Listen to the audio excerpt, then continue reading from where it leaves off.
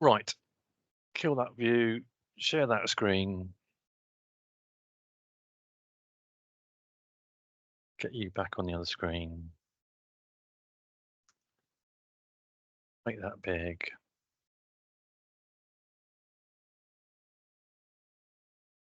Good afternoon, Shelley. Hi, Richard. I can't help noticing, and don't take this the wrong way, that you're not Becky. No, I'm not. And I'll tell you why. Because this is talking about planning committees, and I watch an unhealthy amount of planning committees, probably 2 to 3 a week. I Oh, wait, spend, still? yeah, and I spend quite a lot of time going to planning committees, training planning committees, or talking to officers about issues and sort of conversations they have with their planning committee. So yeah, this feels like a natural fit for me rather than Becky. Brilliant. Well, thank you very much for coming along, for having, a kind of, what are we doing? We're basically presenting a kind of set of slides that we've put together as a kind of a train the trainer Mhm. thing, so that if you are tasked as an officer with training your planning committee, you can take this, you can scavenge, you can cannibalize, you can add on stuff. And there are definitely bits towards the end of the deck where we're basically just going to say, here are some prompts and here are the things that you Yeah. might want to think about. I suppose the other thing that's worth saying before we charge in is this is all still feels quite new, doesn't it? Hmm. So majors happened a little while ago, small sites happened last week, and I think the overarching kind of story from the drop-ins and things and from the people that I'm talking to is that it's really super quiet, and we're still slightly on the foothills of this, and it might change. So this is the version that we've recorded on the 11th of April. Hmm. Yeah, I don't think anything's filtered through to an actual live planning committee kind of as of yet. This is all still quite theoretical about when stuff's going to land. Yeah, absolutely. And I think there probably will be some educated guesswork, but hopefully we'll be honest Mhm. enough to say these are the things that we're kind of confident about, and these are the things that we're still guessing. So I think I've got control of the slides, haven't I? So here's our suggested kind of content. And I think what we haven't done here particularly is to say, here's why biodiversity matters. Mhm. Here's why we should worry about the squeaky things and the whatever things, because I think Natural England have got quite a good kind of set about that. We're here because it's mandatory. Yeah, and also, I don't think you need to tell councillors people like green stuff, people like small animals. Like they know that's what people care about, and it's what they care about. Grand. So what we're going to do rather is we're going to just touch on some BNG basics and then talk about the metrics. Hmm. Exemptions, because I think quite a few things that are going to get to planning committee might not have BNG on them, and you might be thinking, well, is this some sort of what's going on here? So we're going to talk Yeah. about both the current state of play and also things that are going to become subject to mandatory BNG in the future. Then a quick whip through how it's supposed to work, both for kind of simple applications and then for the sort of applications that we'll get to planning committee. And then, like we said before, number 6 is quite what you as a council want to do. And I think it's not necessarily just about planning applications and the job of a committee determining applications, but there's some bigger questions there Yeah. about how active and how engaged in the market councils want to be. Hmm. Shall we dive in? Yeah. Let's do it. So BNG basics, I think we all know this, but let's just quickly whip through it. So BNG was the mandatory biodiversity net gain, was created and delivered as part of the Environment Act alongside a whole heap of other environmental things like 30 by 30 and the Environmental Improvement Plan and Yeah. loads of other things that we are kind of part way through understanding, I think Hmm. it's fair to And say. LNRSs were obviously brought in by the Environment Act as well. Yes, absolutely. Mhm. Good shout. And what it basically does is it adds to many planning applications a requirement to think and deliver for biodiversity. The policy intention is definitely to halt species decline. And I guess partly there's two, well, this is the way I see it anyway, is that there's two parts to it. One is, for a start, it will stop so many habitats being lost to development in the first place. Mhm. And then there's also that kind of follow through to say, well, even if you don't, even if you don't, you have to deliver have to make sure that the world is better than when you started, which is quite a nice way. That's what I try to do. When I go to bed each evening, I try to leave the world a slightly better than when I found it in the morning. I should stop being so sarky, shouldn't I? Serious. And I guess the other really super important thing just to say about it as we kind of go in, there's lots of talk about, there's lots of, well, where shall I go with this? It's not instead of lots of other things, is it? It's as well as. So it's in addition to lots of other licensing and regulatory points that are designed to protect nature and woodlands and all the rest of it. Yeah, I think that's a really key point, because there's a real difference between habitat and species, and I hope that people, particularly on planning committee, won't kind of misunderstand or think that BNG kind of replaces the need to think about and protect kind of protected species. It's sort of in addition to, and those things have quite different sort of considerations. So some of it will be in the planning balance, some of it kind of we'll cover that a little bit later on. But yeah, I think that's an important point to make. The difference between habitat and species kind of both need thinking about. Yeah, and also it's just interesting that point that you started with there, because the first couple of interesting in little bunny ears, interesting sort of BNG cases that are at appeal already are where people are trying to say, well, because this site delivers such good biodiversity outcomes, it's okay that it's in Greenbelt and you wouldn't otherwise say yes to it. So I think it's going to, yes, there's a mandatory element to it, but there's also going to be some sort of planning balance thinking too. So this is my slide that does all the heavy lifting. So this is, if you only pay attention to one slide, this is probably it. So the way that the process works is it starts with a measurement. So you start with a measurement of kind of where you started, and the measurement itself is an actual measurement, like how many meters, how many hectares, how many linear meters and things, and an assessment of quality, condition, like is it, what's the condition of it, and we're talking about habitats rather than species because, and again, why don't we do this now? People say, well, why don't you count bird boxes, bat boxes, that kind of stuff? And the answer is, well, if there's nothing for them to eat, you can have as many bat boxes as you like. So we're talking about habitats. So you start by saying this is the starting point, and we call that the pre-development baseline. Yeah. Should we deal with trashing? So what happens if people kind of degrade the site before going through planning? So there is a kind of a backstop of what the condition was, and if you think that someone has trashed the site in order to reduce the biodiversity baseline, because trying to make an increase on a smaller baseline is easier and cheaper, then you do have a way of like winding the clock back and saying, well, you shouldn't have done that to the site, and therefore we're going to say that the pre-development baseline is this earlier state of it. So anyway, there is a pre-development baseline that says there's your starting point. And then I think, and again, I was slightly slow to wake up to this, but one of the things that mandatory BNG encourages you to do is to be clever and to factor in kind of the starting point into your design. And I think what developers are saying to me is that you give it a go, and here's a layout. What does that do? Or here's an alternative layout. What does it do? And you keep kind of playing using the metric to understand how you can deliver what you want to do as a developer, but causing as little harm as possible. Because the more harm you cause, the more you've got to go out and find. Then, having decided on your design, you then have to decide how you're going to make good any losses. Yeah. And that additional 10%. And then the final kind of thing is that you then have to leave it as a measurable gain to be maintained for 30 years. And that, again, I think is something I was slightly slow to wake up to, which is this isn't just good because in that kind of transactional moment around a planning application, it's better.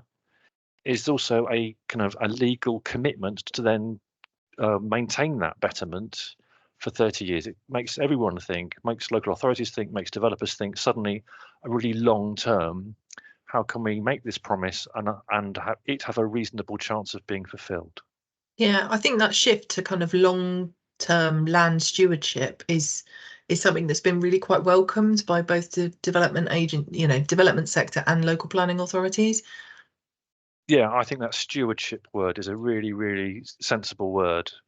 And I think we know, and again, I might say this at several points, it's still quite new and we're still working out how to do it. And there are still some quite good questions about if you've got, predominantly a residential site, how do you preserve habitats on it in a way that's compatible with the needs of future residents, Hmm. but also the needs of nature? So I guess just while we're talking about the big picture BNG basics, it shouldn't have done this in the afternoon. I'm much sharper in the morning. It's we're talking about units of biodiversity. So like these measurements, they have Yeah, basic units. They're based on a kind of UK habitat classification. You can buy them, you can sell them. If you've got some land and you want to make it better, and you can find a willing buyer for it, it's definitely a kind of marketplace. yeah. I mean, it's a cascade though. So, the kind of starting point is the net gain gets delivered on site. Your baseline kind of works out what's there now. You work out the 10% you need to provide.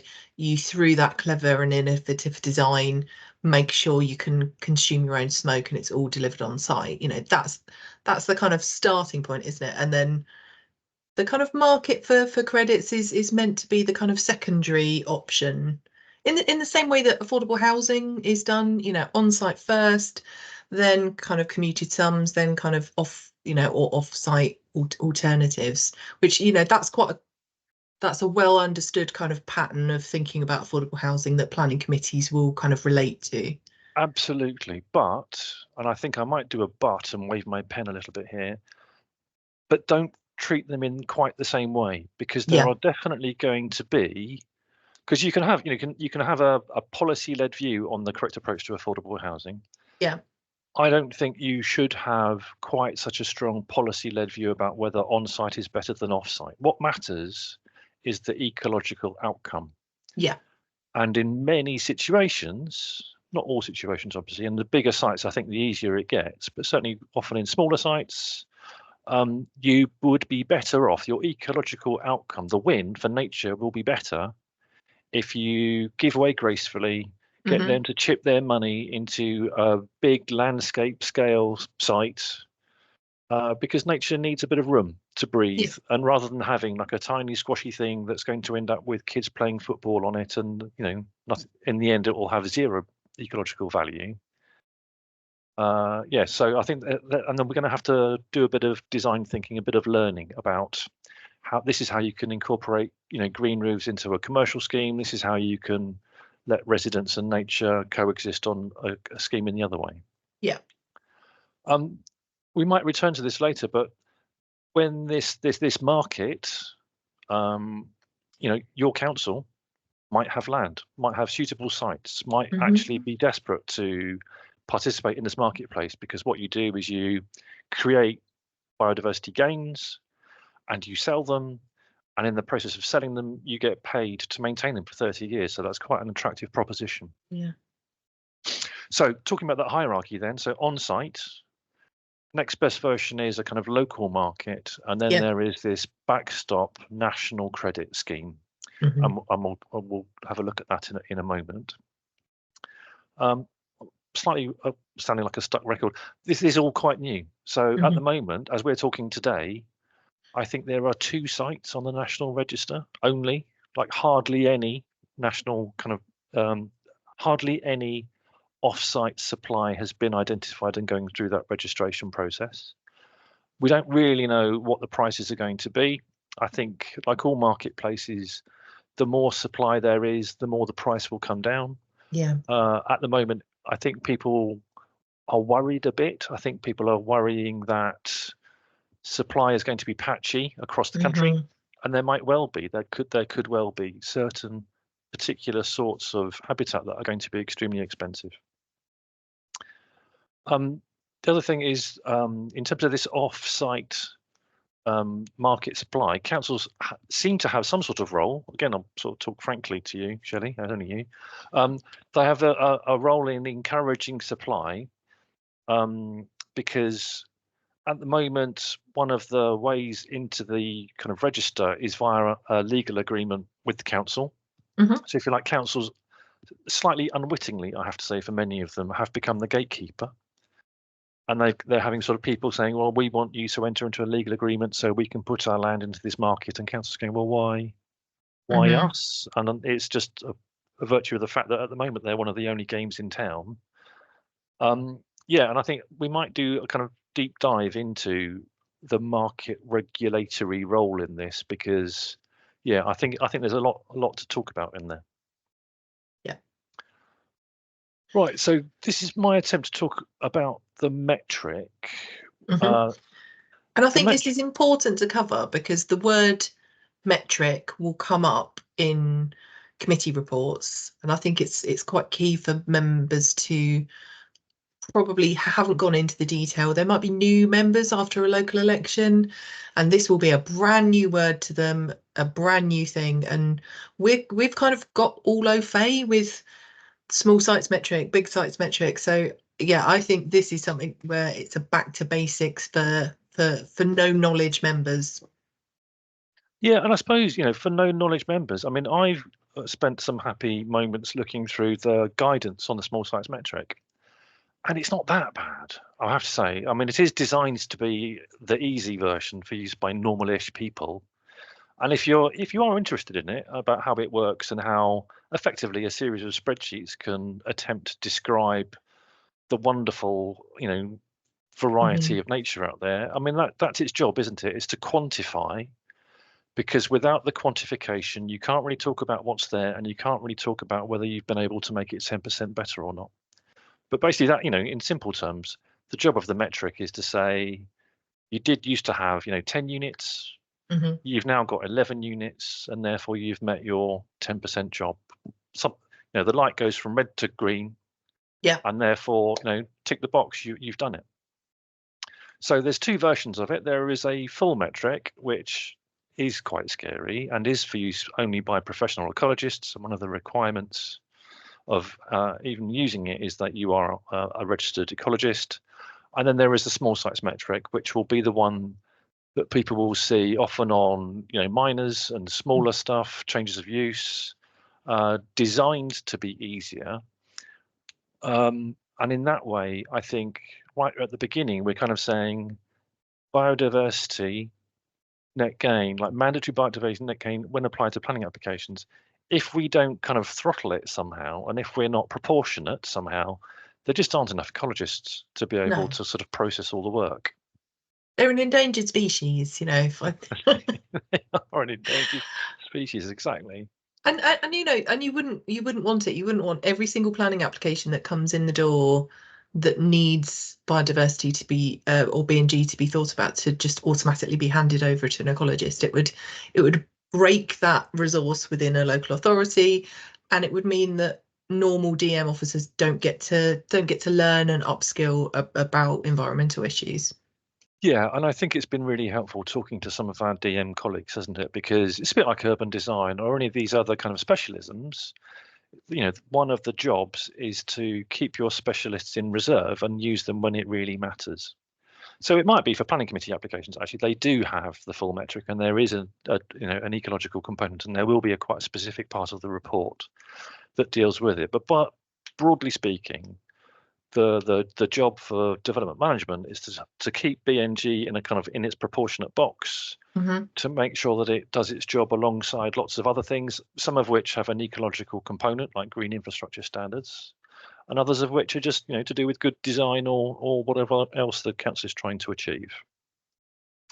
So we spoke about this before, Shelley, and I think it helped me anyway, to think about this actually as two quite separate boxes. There's one kind of set of things that I want to say about the inputs, like the numbers that flow into the metric, and then there's one about actually what happens to the numbers once they get inside the metric. So I call it the data inputs and the rules. So to talk about the data inputs, so these are some quite obvious things. So it was like, how big is it? or how long is it? So when you're measuring hedges, you measure them in kind of length, and when you're talking about grasslands, you measure it as an area. Sometimes also we're talking about individual trees. What sort of habitat is it, and how distinctive is it, and what condition? Like, is it in good condition or not?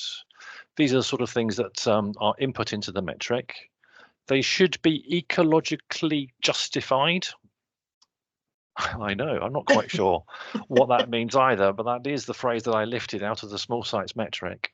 I mean, Maybe some of the data inputs around condition, I think, was for me the most sort of surprising. So there are some natural kind of things like, you know, I don't know, a big grassland field or a kind of, you know, wetland bog that you would automatically think, well, they're going to be like the gold standard condition.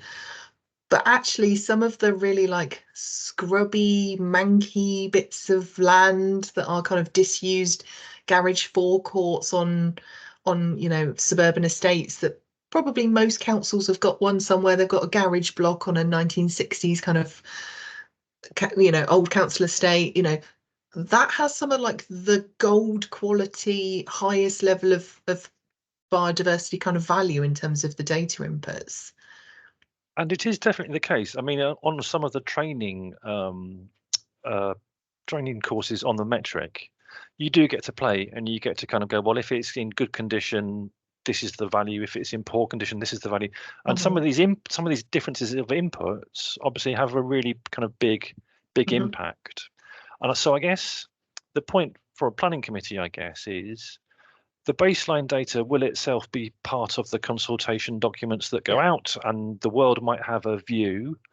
And I can imagine a situation where someone will go in saying, well, there's this stuff and there isn't really anything there, and if there is anything there, it's not in very good condition. And someone will go, but it's not. It's a wonderful, long lost, you know, orchard or something. And so there might be a job for someone to kind of say, you know, you've said it's this, someone else has said it's that. What is the ecological justification here? Like, what's the facts? Let's have some photos. Let's have some data to support this.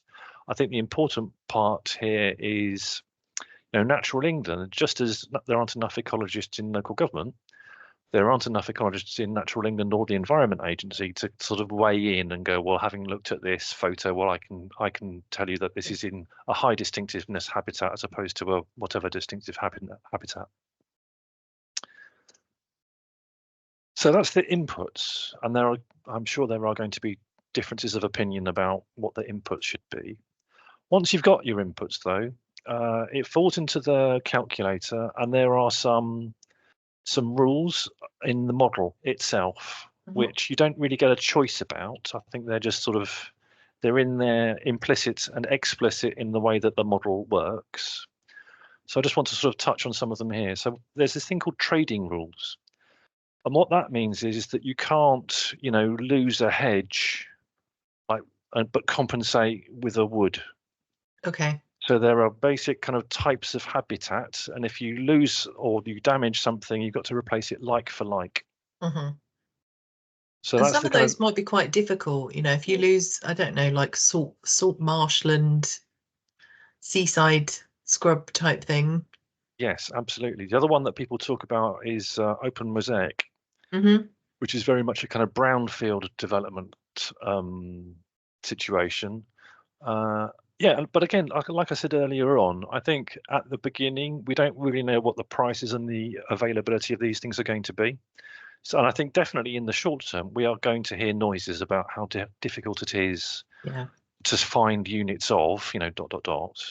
But then, you know, the way the market should then work is if those sites are rare and they become expensive, well, then people are incentivized to go out and work out ways of making them.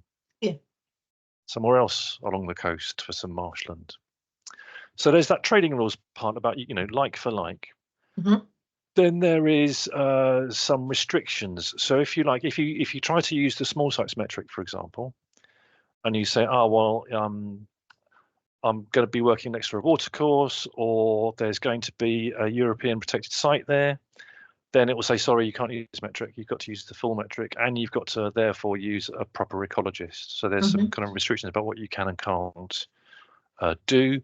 And the other thing that it does is it's called spatial risk, which I don't really know is a very sensible word, but that's what it's called, which basically says the further away the units that you're providing in kind of compensation are, the further away you are, the more you've got to find, up to sort of double.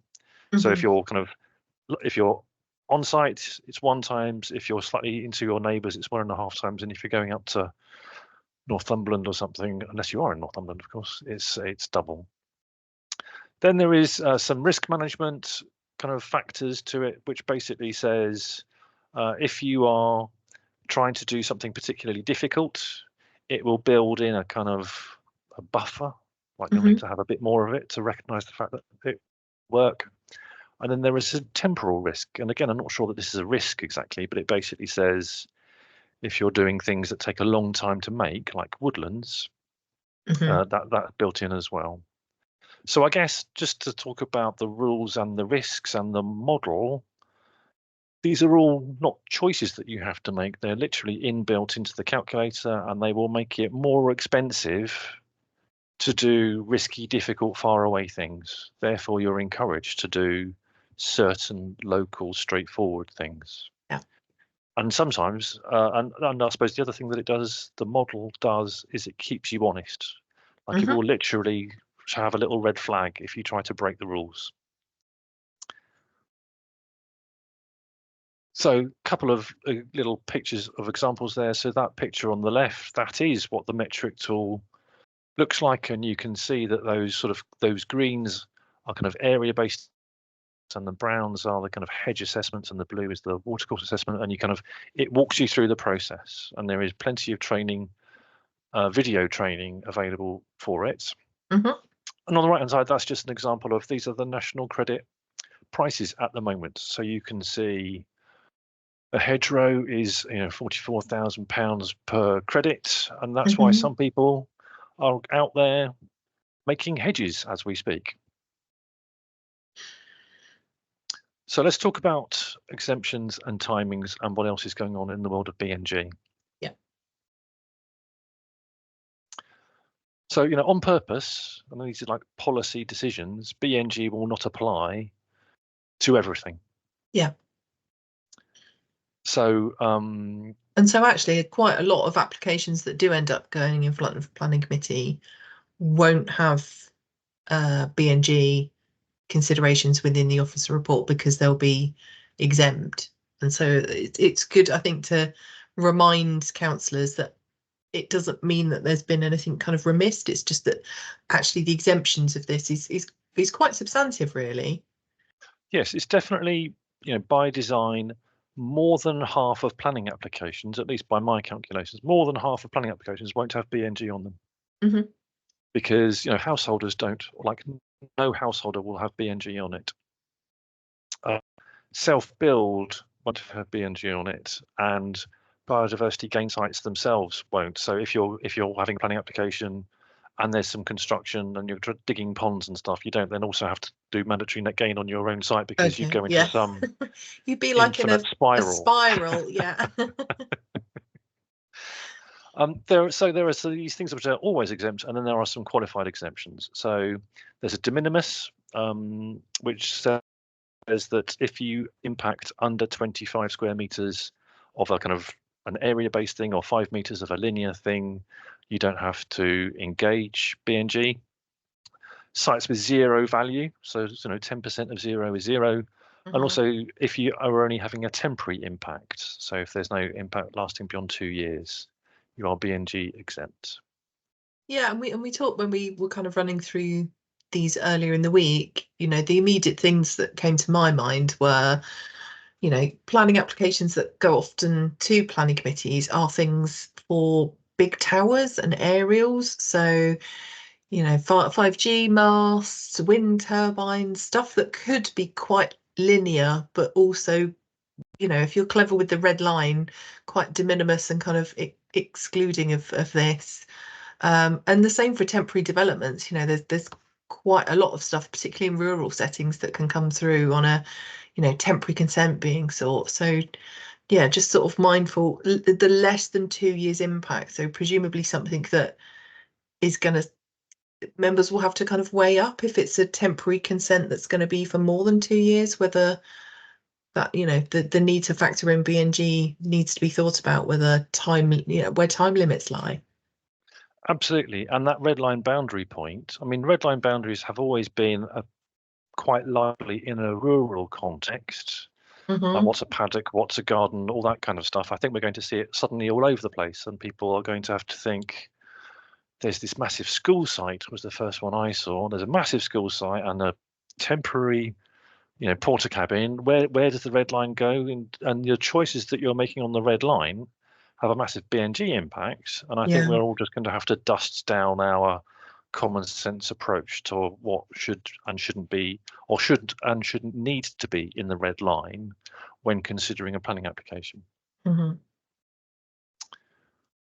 So another reason why for planning committees this thing is going to probably take a while to filter through is for outline applications, for example, that you might have received the outline last year. Like anything that was in process before, any majors that were in process before the 12th of March don't count. So ditto sections 73s. And then smaller sites, like we were saying, only started last week. So they're going to take a while to kind of filter through. And then kind of looking forwards, NSIPs, although Planning Committee obviously doesn't have a role in deciding NSIPs, but they might have a role in deciding what the view of the council is towards an NSIP. And then there'll be some enabling development that might or might not be DCOs. That's going to come into scope in November 2025, we think. And then there are some open questions about what we're going to do about retrospectives. So currently retrospective applications are out of scope for BNG, and things like local development orders. Yes, yeah. And neighbourhood development orders as well. Absolutely. Yeah. And things like street vote development orders, if that sort of comes to, who knows? Yeah. And I think that so Richard, will you be keeping an eye on which is the first planning committee to have a site with BNG considerations? Well, we could certainly ask the network. Like, who's going over the hill first? I will add that to my watch list. Well, it's interesting, and I think when we get to that point about planning committee applications and BNG, I think we might talk about what the role of the planning committee actually turns into, because I can tell you what the role of the planning committee is designed to be, and that's actually not a lot, dare I say it. Right, so so some of this we've just already touched on, isn't it? Which is, I think because LDOs, like people want retrospective applications to be out of scope. I think it's just like it's difficult. It's like at the moment, and we'll talk about the mechanics of it in a moment. But at the moment, the mechanism of BNG is via a pre-commencement condition. How can you put a pre-commencement condition on a retrospective planning application? People kind of go, oh, I don't know. So I think there's just some more thinking to do about how to make that happen. Ditto certain sorts of permitted development, etc. So there you go. So we've talked about BNG in principle. We've talked about the metric in principle and how this thing is being phased in. So let's talk about how it's actually going to work in practice. So I guess for me, the process starts with people understanding whether or not BNG actually applies to them. And sometimes there are really, it's really easy to see. Like there is literally a box and it says if you're a householder, you tick the box and all of the other BNG requirements kind of fall away. Some of them are less easy to see. People kind of going, I'm going to do a self-build. You're going to go, well, are you really going to do a self-build? I think, and that's, so here we are in week 2 or whatever we are. There is already quite a lot of, people saying, well, we don't think it does, and us saying, well, we think it does, and an argument about whether or not it's going to be engaged. I mean, it's a familiar argument because SIL exemptions already apply to self-build. So it should be something where councils are quite savvy in this argument. Yeah, and I think you can see a difference between those councils that run SIL and already have the kind of means and a kind of monitoring ability to see what happens next and were they really a self-builder, Yeah. and those that don't have SIL. I think there's definitely a kind of dividing line there. And I think the other thing, just as a point of sort of geeky detail, if you discover that there's a disqualifying event, to use the lingo, Yeah. in SIL, you kind of know what you do, because you then Mhm. just, they get their checkbook out, don't they? And they kind of Yeah. go, oh, sorry, here's your money. What happens for BNG? Because if until that point you've been exempt, you don't have a pre-development baseline. You don't have some of the data that you need to understand what the BNG kind of story is. And I think some of that we're working out at the moment. Might be get your checkbook out and buy units somewhere. Do you know, that's exactly where I was going with it. Yeah. Like the value, what you would have to do. Anyway, we're sort of going down a little rabbit hole, aren't Yeah. we? But yes, I think for me, that's exactly what the disqualifying event needs to do, is you buy the equivalent of national credits plus a bit, maybe, for the inconvenience. And the question is, do you give that money then to Natural England, or do you give it to the local planning authority to do good BNG work? And again, I think I know what my answer to that is. So applicants find out whether they think BNG applies or not, and they also make a decision about whether, I don't know why that's in yellow, but whether or not they want to use the small sites metric. Because the small sites metric is simpler, and you don't have to pay an ecologist to use it, but you probably have to pay someone to use it. And with that simplicity comes some compromise. So actually there are some situations where you might not want to use the small size metric. And then there's that process that we spoke about before, about that creative process, about how can you design to cause the minimum amount of damage. And then they submit a planning application. So they submit a planning application, and it has to, where BNG applies, let's just say BNG is now applying to this thing, they have to submit a pre-development baseline and metric, but not a lot else. They don't really, like, in terms of the wording of the regulation, they don't have to do anything else, which has led many local planning authorities to update their local validation checklist or equivalent thereof to say, do you know what, if it's okay, can you let us know what you're going to do? Yeah. Because it's one of the things that a planning authority is going to be interested in, is about, well, what are they choosing to do on site? What are they choosing to do locally? Like, are we happy that they have engaged the BNG hierarchy and they have like minimized harm? So and also when you talk to developers, they say, well, of course we know what we're going to do. How could we work out how to make a development stack without understanding what these costs are going to be, or what this design kind of implication is going to be? And I'm sure developers would be more than happy to shout about what they're going to be doing and sort of show off green credentials. Absolutely. Yeah. So they submit an application with the statutory minimum information, and probably in most cases with a bit more. Yeah. Just because why wouldn't you? And it makes sense for to have, if you like, and I suppose this is an important point now, isn't it? Which is, if you are going to have a disagreement, why leave it to a post-consent discharge of condition, like a pre-commencement condition? Why not have the kind of disagreement up front? At least then you kind of know where you are. Yeah. Because you determine the application. In many cases, BNG is just not going to be a big deal. Yeah. As opposed to, like, the principle of development or the impact of the development or whatever.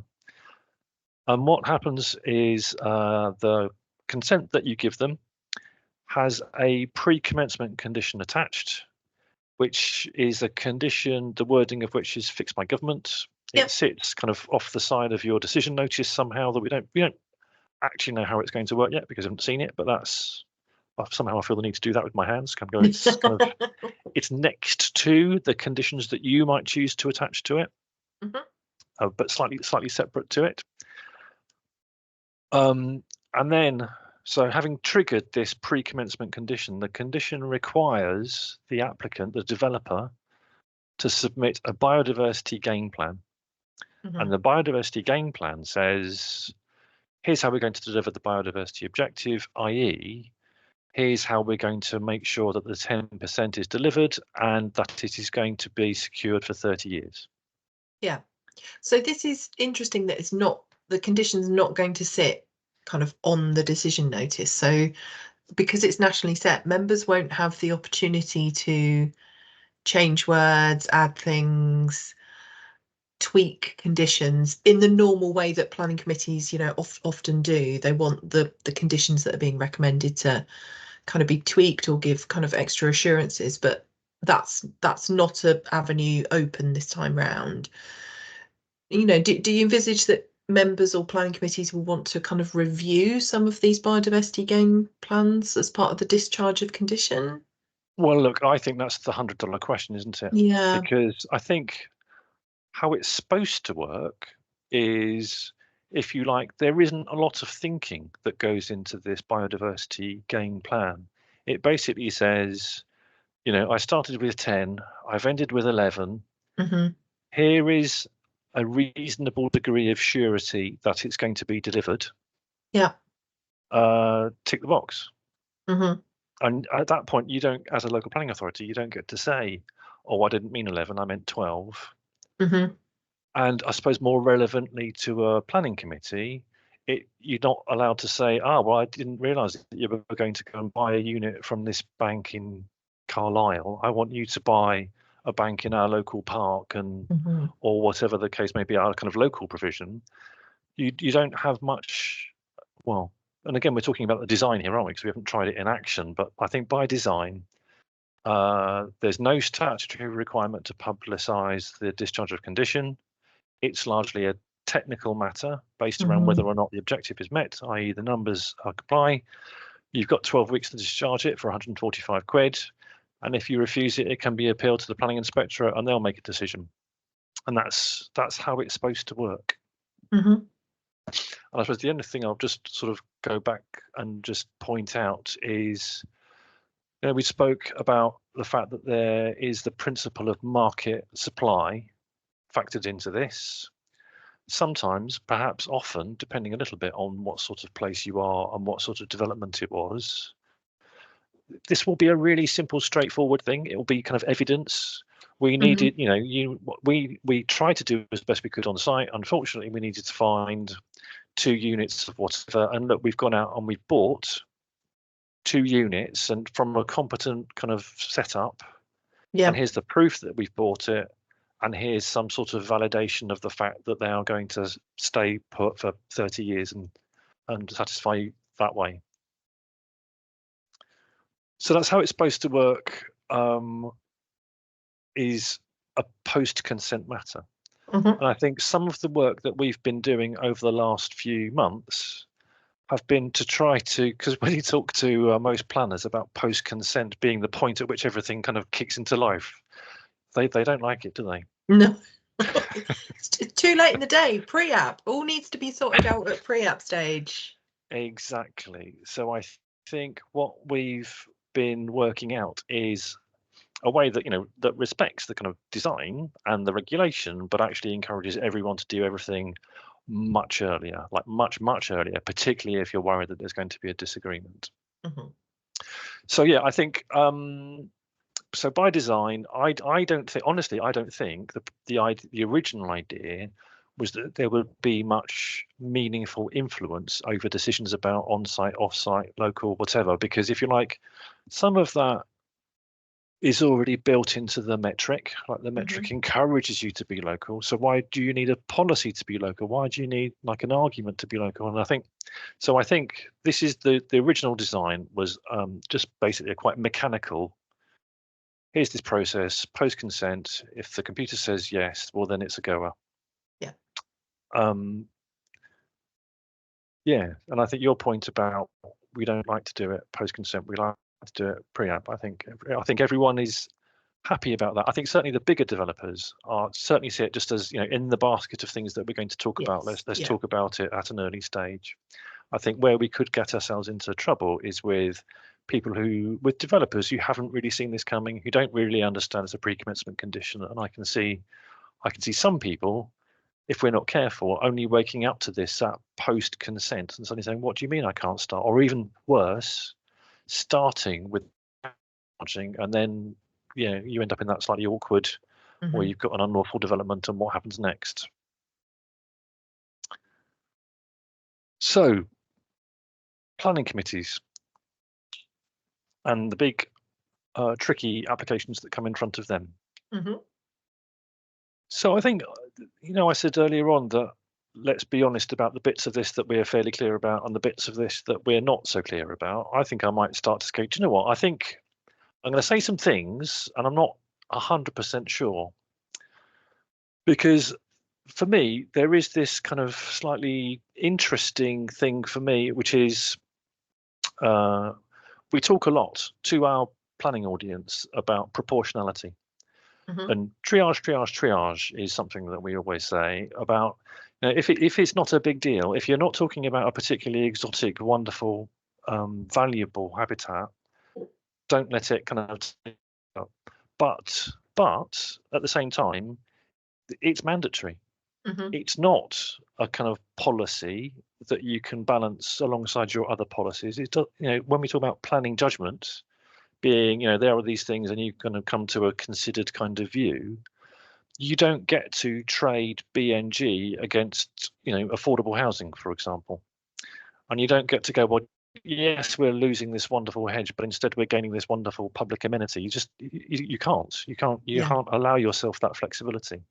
But then I'm going to wave my pen at you in the same way, and I think this is where the water is quite muddy and there's some grey areas, because we know that lots of authorities are preparing local policies to test, so putting together an evidence base to test whether they can go above and beyond 10%. So local plans are kind of saying, could we ask for 15%? Or local plans are definitely saying, well, it would be 10% mandatory, but here's our strategy for sites in our borough that we want to start to see biodiversity improvement. So whether that's setting up as a credit base or just kind of doing some mapping of, here's our kind of key habitats that we have in the area. So that's where we would want to see units created. So lots and lots of councils are making policies around going above and beyond or directing improvements towards certain things that help them achieve what they want to achieve.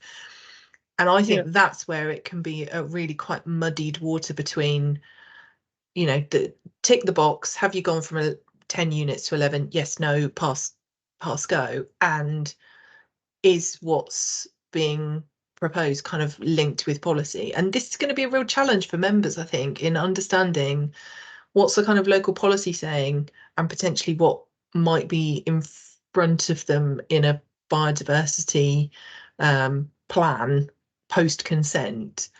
And I also think linked to that is the kind of local nature recovery strategies, which are being prepared by county and combined authority level. So those are the kind of big area plans for improving nature and nature recovery in those areas. So I think people are going to tie themselves in knots in still doing some of this balancing act and viability as well. If you say it's too expensive to do this type of habitat, and therefore, because I've got to do it because it's mandatory and I've got to do like for like and I've got to have 10%, I haven't got enough money to do affordable housing or the play park. Or so I don't think it's as clear cut as there won't be a planning balance, there won't be local policy interpretations. Gosh, there's a lot there, isn't there? Sorry. So I sort of try to go backwards through that list. I was making some notes there. So in terms of viability, I think definitely, like you say, there isn't an opt-out. You can't decide what you're not going to. So I think I think the expectation is over time that as we wake up to the value of salty, marshy, whatever it is, and the fact that there isn't a lot else of it about and it's really expensive, well then either you'll stop developing on it, or you'll stop harming so much of it, or you'll just kind of make sure that you don't need to be in that market because you won't harm it in the first place. And if that affects land values, well, it affects land values, and that's sort of the nature of the beast. In terms of like the local nature recovery strategy and leaning into, look, here are the kind of priorities for our place, and here's where we want to see enhancement and improvement, and we want to join this bit up with that bit, and we also want to have public access. And I don't think anyone is going to disagree with any of that, because the more we've got publicly accepted, consulted versions of what better nature looks like, the better. And I think developers, I can't imagine a developer who would not want that to happen, because the more decisions we make about priorities, the more opportunities for supply you're generating. So I think, I don't know that that's a restriction. I think it's a good thing. I think the bit where I was kind of raising my eyebrows a bit at the beginning of that, and then I want to talk about sustainable development. But the one thing I was raising my eyebrows about going beyond 10%. Yeah. Because I think you're right, almost from the get-go, because councils are a bit like this, aren't they? They're a bit competitive, and and in their defence, actually, let's start there. In their defence, I think anyone wants 10% to be a ceiling. Yeah. And there were already councils that were doing fantastic work and were kind of leading the way. And I don't think anyone really wants the implementation of a national system to squash them all back down and to sort of, if you like, to undo or to make them fall back to this kind of lower level. But it is also the case that councils like to compete with themselves, and if they've done 15 and we're better than them, so why don't we do 20? Well, they've done 20, we'll do 25. And I think developers are really wary about there being an arms race of how quickly we can scrabble up. And I suppose my sense is I would be, if I were in a council, honestly, I don't think I would be going down that line yet. I would be getting this system in place and working, and I'd be gathering the evidence to show how much more we could do without harming viability. I think that's the case that you've got to make, isn't it? It's not just we've got the opportunity, but we've got a cost-effective opportunity. Look how cheap all this stuff is. That's why we can afford to do more. Because I think there's a potential risk of some other stuff, meaning that anything beyond 10% gets kind of squished out anyway. I suppose the bit that I want you to talk about is, when you're talking about BNG, on-site, off-site, have they done the best they possibly could? Yes, you've got a BNG lens through which to look as a planning committee. And what you don't have as a planning committee is the ability to say no at consent stage, I don't think. But what you do have are the principles in the NPPF of sustainable development. And I think that you can, in a way, you can lay out a kind of a breadcrumb trail of getting to a kind of similar sort of place, but using different sorts of parts of planning policy. Yeah. To say more than just yeah. No, I think you're right. I think the triangle of sustainable development is something that planning committees are really familiar with, and making that triangulated balance. And I really hope that the BNG considerations just fall neatly into that environment arm. I'm still slightly nervous people are going to get themselves tied into all sorts of knots between the difference of making that planning judgment on environmental impacts and environmental harm, and is this site saying it's going to deliver 10% BNG, but in a way that a planning committee would have preferred something different. Yeah, I think you've hit the nail on the head. And I think probably the only way through that really is to be absolutely clear the basis on which you're making your decision. Yeah. And if you're probably only really supposed to be thinking about BNG gain plan post consent, well then don't start talking about it and using it as a basis for decision making pre-consent. But there are other, like you were just saying, there are other ways of getting to the same sort of place if you're worried about sustainable development principles. Yeah, and it goes back to what you're saying, some of this is us sort of doing a bit of guesswork, until we start to see, planning committees live in action, considering applications that are subject to BNG. We're going to have to kind of see how the chips fall at some point in the future. Yeah. And I think that's what that means about just how much pushing is appropriate. Like, what will you get backed up if you sort of dig your heels in on? God, that's an ugly sentence.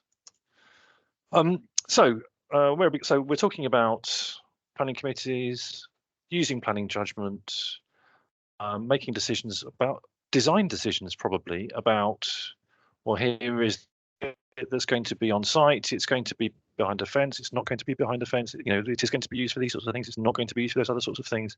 Like how well can good design secure some of these things almost kind of automatically. Yeah.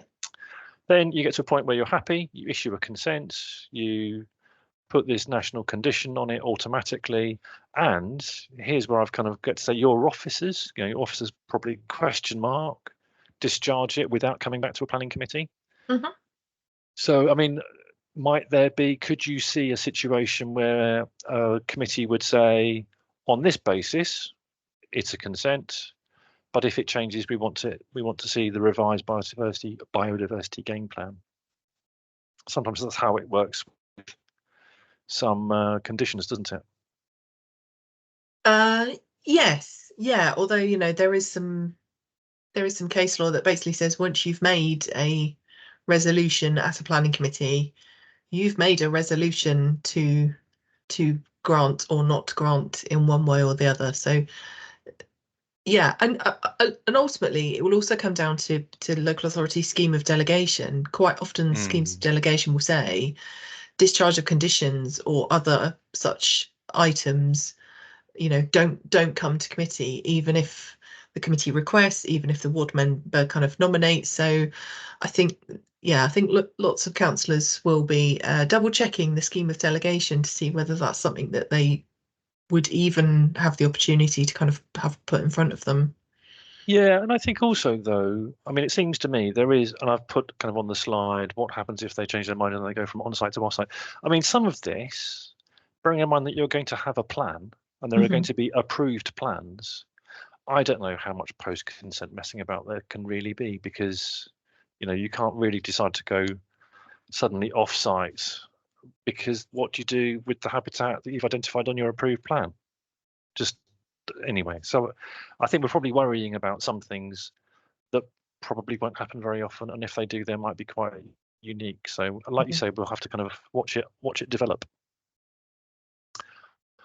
So this is where, you know, this is the part of the presentation where it needs to get customized, doesn't it? Yeah. So you've raised the point earlier about the local nature recovery strategy. They are emerging. I think there's one more or less finished at the moment. I think there are others that are going a little bit more slowly than was hoped because of elections and the fact this stuff is new and difficult. But the local nature recovery strategy, the LNRS, that is where supply and demand get thrashed out. Well, Yeah. is that true? It's certainly where supply gets identified and where priorities for improvement get identified. And I think this is the slide where, if I was presenting to committee, I would give an update on the local plan position in terms of just wider green infrastructure. So what work's been done on a kind of, on a green or blue infrastructure, evidence base, where things might be on particular sites, where things might be on kind of any sort of mapping or analysis of priority habitats. That's kind of where I would include all this information as well. Great. And then the other thing, which I think probably does deserve to be in yellow, is some sense of the opportunity that this presents to the council as a landowner to actually give itself some, what was that word you used before? Basically long-term looking after land. Stewardship. Stewardship, thank you. This is an opportunity to be paid for good stewardship. So I think many councils are metaphorically rubbing their hands, those of them that feel that they've got land in the right kind of situation. But then I think there is also a kind of, alongside that opportunity, there does come a kind of, well, here you are in a way having a market regulatory role, and I think there are some questions to be asked and some sort of distance to be had between the role of the local planning authority and people buying units off land, and then the council as the landowner. So it might be that the planning committee has got some sort of role there, making sure that there is sufficient distance between those two roles. Yeah, and 30 years is a long time to be culpable for maintaining a piece of land. That might put some councils off, maybe. I think there are lots, particularly at the moment. I think there are lots of questions about how do we price these things? Mm-hmm. How do we understand risk? I mean, I understand that there are insurers about to enter the market. So insurers, they insure crops and things. Like, what happens if your field is underwater? Well, what happens if your BNG site falls into the sea? Mm-hmm. And some of these risks need to be managed. And like you said before, 30 years is suddenly a really long time to start thinking about the health of these kind of habitats. And then, so I suppose, just sort of passing like the end kind of points here now, isn't it? Like, I'm a big fan of planning committees understanding what they're up to and tracking their important kind of KPIs, and it might be units of habitat delivered might be something that they want to shout about it, alongside investment and housing and all those other kind of things. It might be that some of these environmental KPIs should be part of what the planning committee understands it's up to. Mm-hmm. But I guess, just almost to come full circle, BNG is one thing amongst many things that a planning committee needs to track. There are also other environmental matters, like in urban situations. Green infrastructure is probably going to make more of a difference than BNG will. So, I suppose see it in context, isn't it? And I think that's the end of our Train the Trainer. So people